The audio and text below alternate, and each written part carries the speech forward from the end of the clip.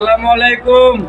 নির্যাতিত মোটর শ্রমিক একতা ঐক্য সমগ্র বাংলাদেশ নারায়ণগঞ্জ জেলা বন্দর থানা শাখা থেকে আমি মোহাম্মদ শামীম ড্রাইভার সহ-প্রচার সম্পাদক। আমাদের বন্দর থানা শাখার কমিটিবৃন্দ সকল সদস্যবৃন্দকে নিয়ে আমরা একটা আলোচনা সভায় আসছি।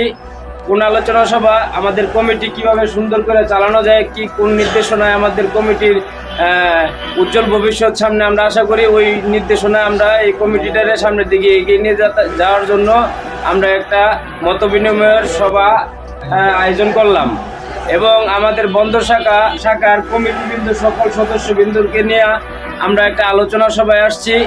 কোন আলোচনা সভা? আমাদের কমিটি কিভাবে সুন্দর করে চালানো যায়, কি কোন নির্দেশনায় আমাদের কমিটির উজ্জ্বল ভবিষ্যৎ সামনে আমরা আশা করি, ওই নির্দেশনায় আমরা এই কমিটিটার সামনের দিকে এগিয়ে নিয়ে যাওয়ার জন্য আমরা একটা মত বিনিময়ের সভা আয়োজন করলাম এবং আমাদের বন্দর শাখা আমাদের এই যে অনলাইন প্ল্যাটফর্মে আমরা সবাই অ্যাক্টিভ আছি ইনশাল্লাহ।